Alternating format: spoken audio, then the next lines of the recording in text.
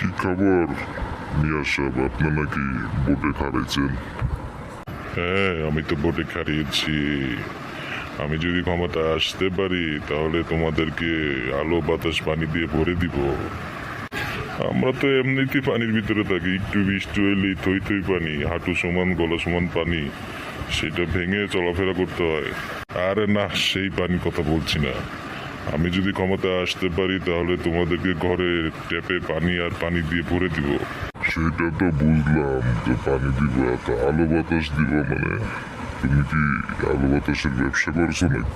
আরে আলো বাতাস বলতে আমি বোঝাচ্ছি বাসায় কারেন্ট থাকবে সব সময়, আর কারেন্ট থাকলে বাতাসও থাকবে, ফ্যান ঘুরবে, গরম লাগবে না। আপনি তো প্রতিবারই একই কথা বলেন, নতুন কিছু বলেন, নতুন কিছু শুনি। আরে ভাই, আমি তো এক কথার মানুষ, আমি বেশি কথা বলি না, সব সময় এক কথাই বলি।